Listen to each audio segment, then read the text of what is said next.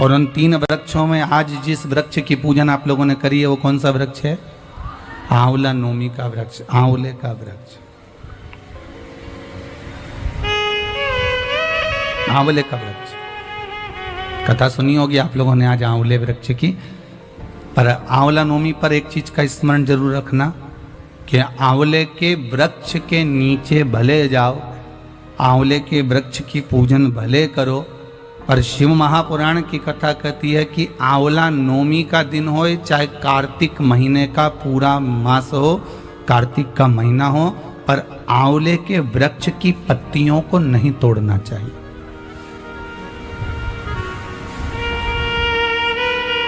कई लोग बहुत गलती करते हैं, आंवले के पूजन करने जाते हैं ना, तो वो सोचते हैं कि अब आंवले के पेड़ के नीचे भोजन करने का बड़ा महत्व है कि आंवला नवमी के दिन भोजन करना चाहिए। तो कई माताएं इतनी चतुर होती है ना, आंवले की पत्ती तोड़ के ले आती, सिर पे रख के भोजन कर लेती।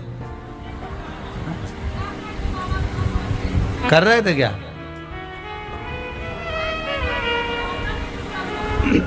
बस तो फिर अब कथा मतलब धीरे धीरे समझ में आ रही हो।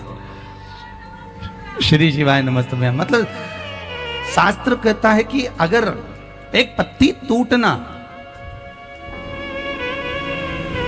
पहले लोग बड़ी गलतियां करते थे।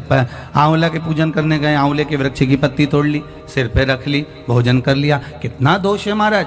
यहां तक शिव महापुराण की कथा कहती है, विष्णु पुराण, अग्नि पुराण, पद्म पुराण कहती है, गर्ग संहिता में यहां तक वर्णन करा गया है, स्कंद पुराण में भी कहा गया है कि आंवले के वृक्ष की जिस दिन पूजन करें, आंवला अगर ऊपर से नीचे गिर जाए, आपको प्राप्त हो जाए, तो भले उसका सेवन करो, भले उसको रख लो, पर आप आंवले नवमी के दिन आंवले को भी नहीं तोड़ना चाहिए।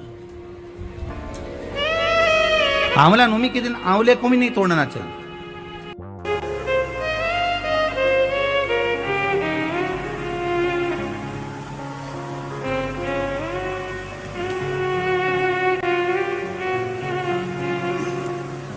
ये हमारे मन का भाव है कि हम भगवान को देव सोनी एकादशी पर सुलाते हैं और देव उठनी पर उठाते हैं।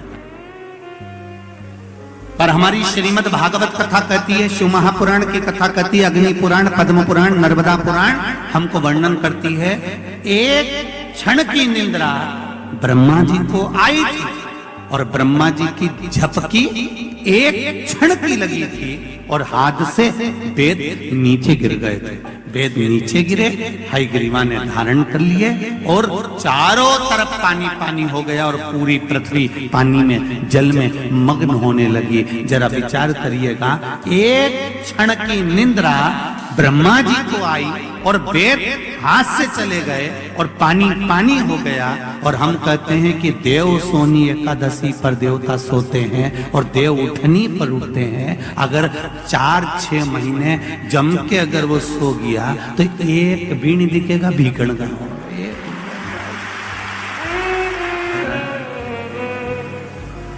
ये सोने की तो भगवान की लीला है। अगर सही तरीके से देखा जाए तो मेरा परमात्मा कभी नहीं सोता, वो तो हर पल, हर घड़ी, हर क्षण आपके लिए तत्पर बैठा रहता है। आपने आवाज लगाई और वो भागा।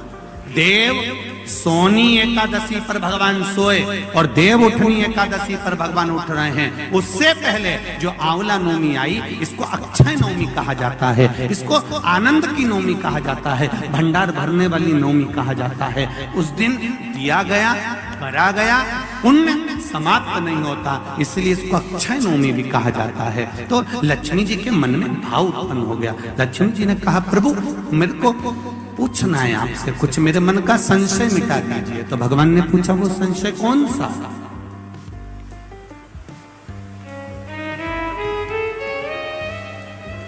क्या संशय है आपका?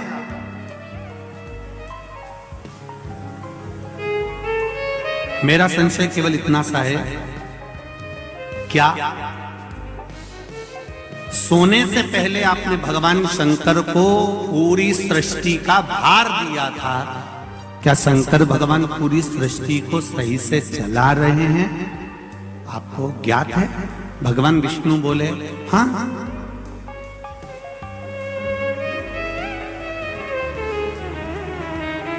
चला रहे। मेरा संशय मिटा दो। भगवान ने कहा कौन सा संशय? मुझे थोड़ी सी परीक्षा ली।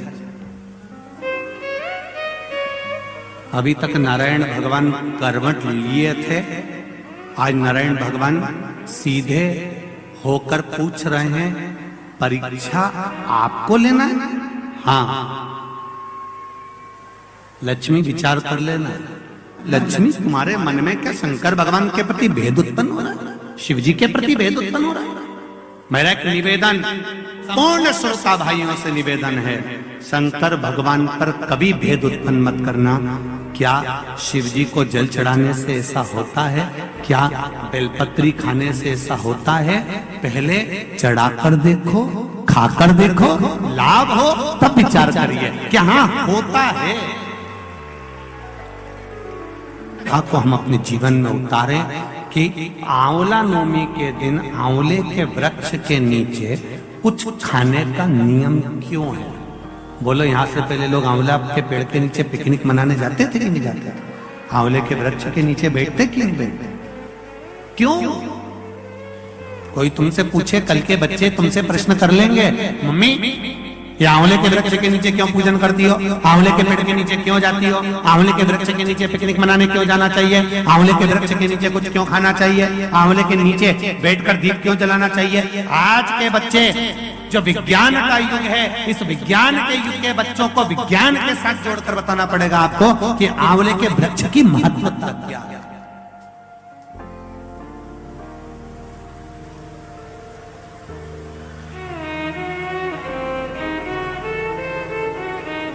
जिस जगह पर आंवले का वृक्ष होता है, उस आंवले के नीचे बैकुंठ का निवास होता है। इसलिए भोजन आंवले के वृक्ष के नीचे। कल आंवला नवमी है।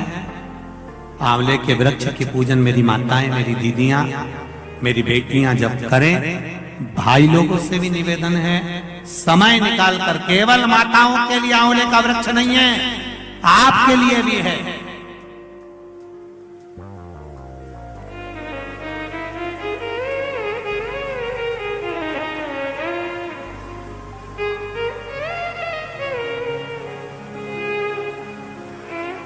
और मेरी माताओं से एक निवेदन, आंवले के वृक्ष के नीचे पूजन करने जाओ, रे पत्ती भी अगर पड़ी हुई है तो उसको भी थोड़ा सा उठा कर लिया ना। अगर घर का कोई व्यक्ति नहीं गया होगा तो उसको मस्तक पर घर में ही वो पत्ती लग जाएगी, तो बैकुंठ का भाव तो उसके पास तक पहुंच जाएगा। उतना भी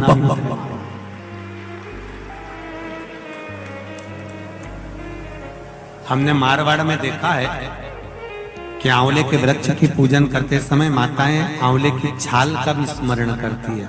अपनी चीटी उंगली अंगुष्ठ से मारवाड़ी माताएं उसको भी अपने पल्लू में लेकर आती है, दीप प्रज्वलन करती है, उसको अलमारी में लाल वस्त्र के अंतर्गत तिजोरी में रखती है। क्यों? क्योंकि वो बैकुंठ का एक हिस्सा, बैकुंठ का एक भाव। ब्रह्मदेव करें आंवले के वृक्ष के नीचे शंकर भगवान भोजन कर लें तो बैकुंठ के भोजन का फल मिलता है।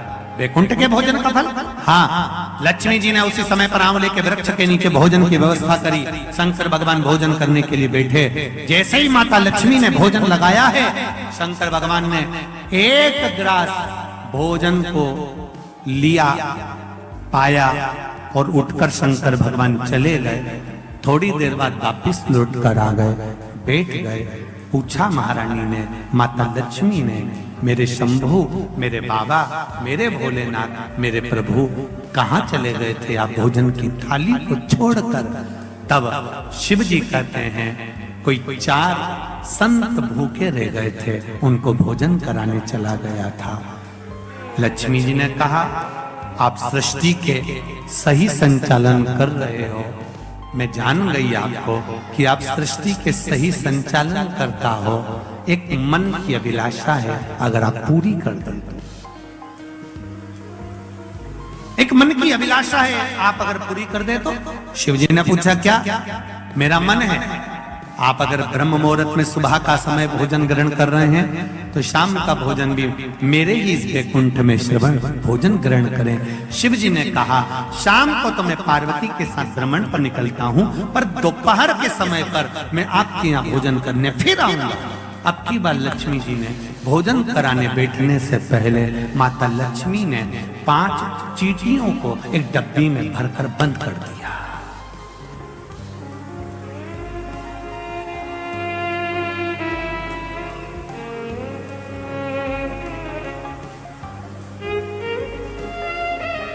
पांच चींटियों को माता लक्ष्मी जी ने डब्बी में बंद कर दिया, भरकर बंद करा। शिव जी भोजन करने बैठे, बड़े प्रेम से भोजन खा रहे भोलेनाथ, और आवाज लगाया भोलेनाथ जी ने, अरे लक्ष्मी, तुम्हारी माता ख्याति देवी मुझको ऐसी भोजन कराती थी। तुम्हारी माता ख्याति देवी भी मुझे ऐसे ही भोजन कराती थी और मैं प्रेम से पाता था। आज लक्ष्मी, आपके हाथ का भोजन कर कर मुझे ऐसा लग रहा है कि मेरी माता, आपकी माता ख्याति देवी ही मुझे भोजन करा रही है। आपको माता के रूप में आज मैंने देखा है। जैसे ख्याति देवी को देखा वैसे आपको देखा।